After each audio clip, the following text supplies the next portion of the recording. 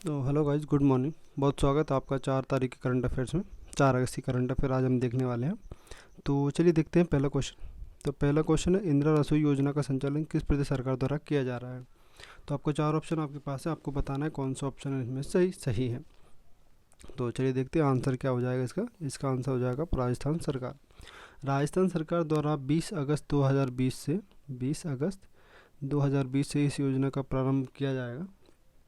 इस योजना के अंतर्गत 8 रुपये में भोजन प्रदान किए जाने के प्रावधान किए गए हैं। 8 रुपये में भोजन मिलेगा। ठीक है, ये था इंदिरा रसोई योजना के बारे में। अब देख लेते हैं राजस्थान के बारे में थोड़ी सी जानकारी।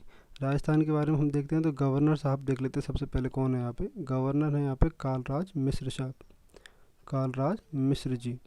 ठीक है, इसके बाद देखते हैं हम यहाँ पे सीएम कौन है, यानी कि मुख्यमंत्री कौन है। तो मुख्यमंत्री यहाँ पे आपको मिलेंगे अशोक गहलोत साहब।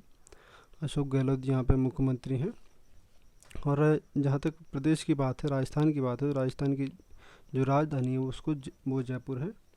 और राजस्थान में 100 सॉरी माफ़ कीजिए 200 यहाँ पे ये इनकी विधानसभा सीटें हैं।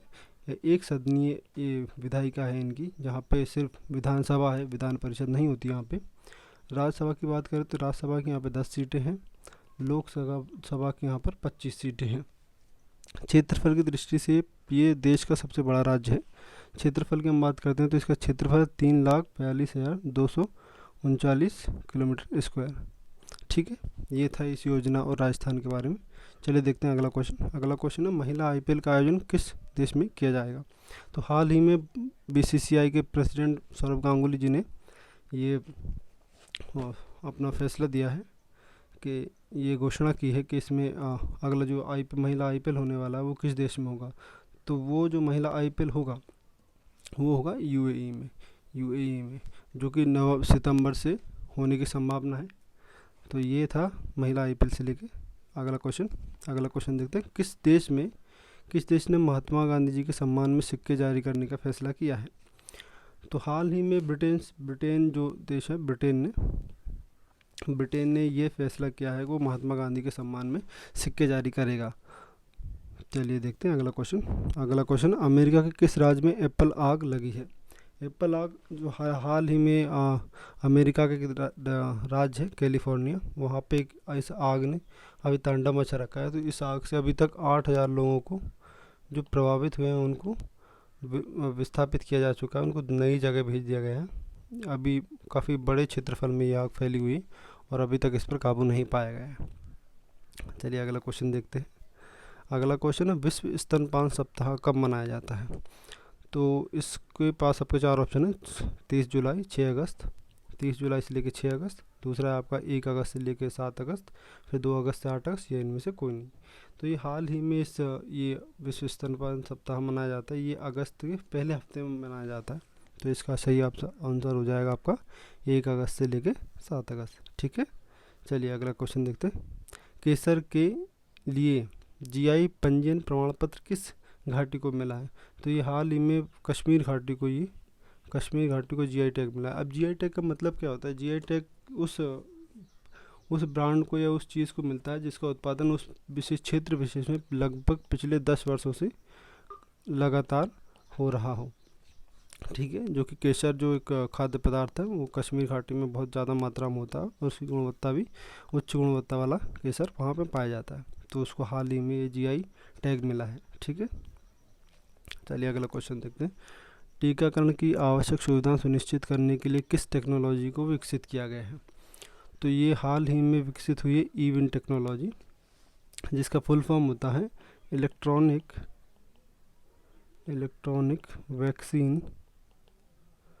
Vaccine intelligence network. तो ये खास करके जो कोविड-19 के लिए जो उत्पन्न सिचुएशन है, जो उनसे बचने के लिए और जो अगले से टीकाकरण पद्धति को और मजबूत बनाने के लिए इस योजना का संचालन किया जा रहा है। इस टेक्नोलॉजी का प्रयोग भारत सरकार करने वाली है। चलिए अगला क्वेश्चन देखते हैं। हाल ही में विश्व संस्कृत दिवस कब मनाया गया। तो आपको बताना हाल ही में विश्व संस्कृत दिवस कब मनाया गया। तो विश्व संस्कृत दिवस हाल ही में मनाया गया है 3 अगस्त को। 3 अगस्त को। ये 1969 माफ़ कीजिएगा 1969 से मनाया जा रहा है। चलिए ये थे हमने आज के 8 करंट अफेयर्स के क्वेश्चन। अब देख लेते 2 स्टैटिक जीके के जो हमने पोर्शन रखते हैं, तो उसके 2 टॉपिक स्टैटिक जीके के देख लेते हैं। तो सबसे इसमें पहला टॉपिक है ताप्ती नदी। तो आज हम ताप्ती नदी के बारे में देखेंगे। कल हमने नर्मदा नदी के बारे में बात की थी, तो आज हमारे पास ताप्ती नदी है। तो सबसे पहले बात करते हैं ताप्ती नदी की लंबाई की। तो ताप्ती नदी की कुल लंबाई है वो 724 किलोमीटर है।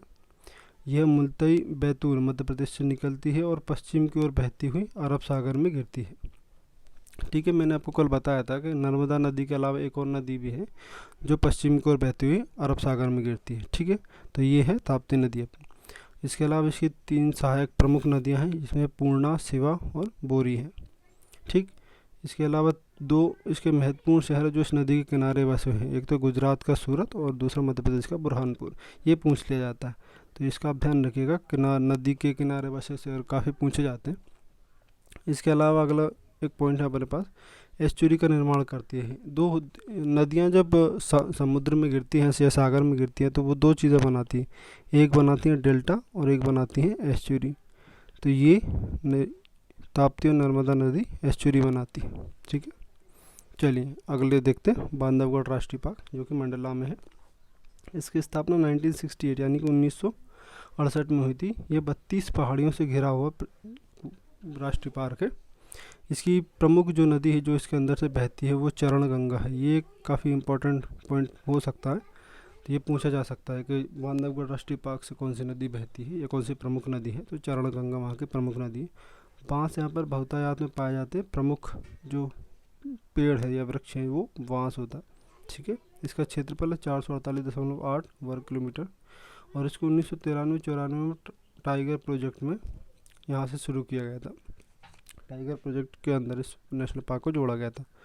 इसके अलावा प्रदेश में सर्वाधिक टाइगर घनत्व या बाघ घनत्व हम जिसको कहें प्रति किलोमीटर, सबसे ज़्यादा बाघ इसी नेशनल पार्क में पाए जाते हैं। ठीक है, तो ये थे हमारे कुछ क्वेश्चन आज के, कुछ करंट अफेयर्स, कुछ जीके, स्टैटिक जीके का पोर्शन। तो ये आज के लिए यहाँ तक वीडियो देखने के लिए धन्यवाद। चलिए कल मिलते हैं एक नए वीडियो के साथ, तब तक ध्यान रखिए अपना। धन्यवाद।